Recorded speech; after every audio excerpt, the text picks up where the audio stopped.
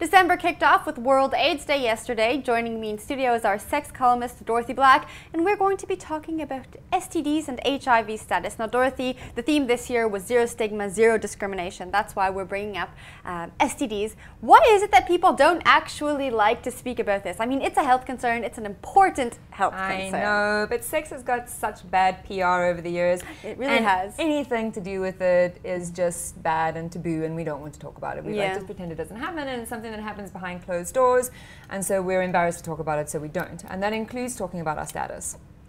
All right, now how do we talk about our status? Because that's what this is all about. We want to get people speaking about their HIV status. We want to get people speaking to their partners about doing STD checks. Right. Well, I mean, the thing is, like, first of all, speaking about it helps us normalize it, and that's what needs to happen. We need to normalize conversations around not just sex, but sexual health.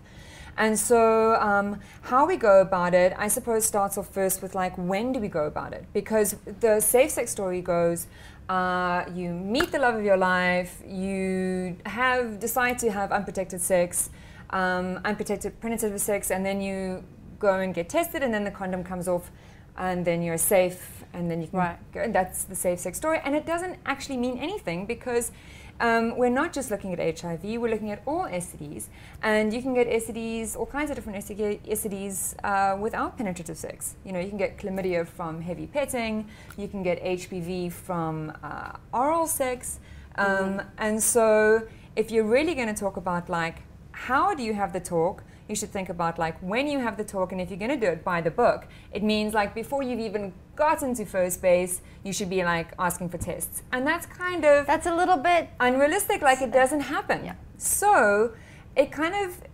The realistic part of it is that when you talk about getting tested, and if you are tested and what your status is, it kind of becomes a case of weighing up risks.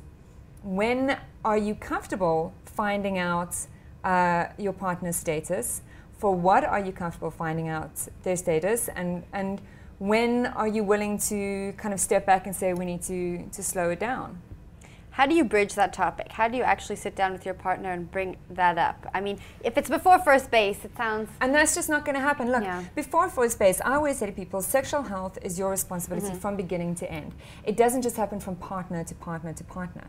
Because the fact is that you can go get tested tomorrow. I could meet you, we get tested tomorrow, the test comes back clean, and we have sex immediately unprotected. And the fact is that that paper, the results that are on that paper are only as good as the date printed on it. And a lot of STDs only kind of come through, can only get screened a few weeks or a few months after you've contracted it. It doesn't show up on the test.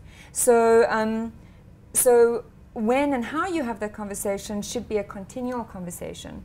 And so I don't say, like, you jump into bed with someone for the first time, you should be screaming, like, oh my God, when last have you been to an STD test? That might be a little freaky. Right, I'm hoping that you would have had the conversation beforehand, over dinner, along with, you know, do you like music? What is your favorite color? And hey, how do you feel about, like, getting tested? When last were you tested? What are your views about that? What have you been tested for? How do you feel about getting tested?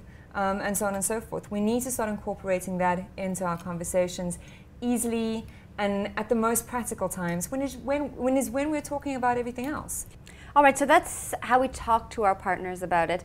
But I mean, you often hear people speak about risky sex. Now, what does that actually mean? Does that mean you have a lot of partners? Does that mean you're doing a certain type of thing? To me, risky sex is when you engage in a lot of unprotected sex. You're not getting tested regularly. You're having multiple partners without knowing their status, without using protection. That sounds risky. It is risky. Also, putting yourself in unhealthy situations where you're unable to make good decisions. So if you're getting drunk and having very random unprotected sex with people, if you're having sex with a partner that you do not trust, you know, it's one thing to say that the condoms can come off after we've been tested because I trust my partner is monogamous. But there are a lot of problems involved with the fact that we don't always know that our partners are monogamous. And so you could be practicing unprotected sex with them, not going for tests for a while because you've been together in such a long-term relationship.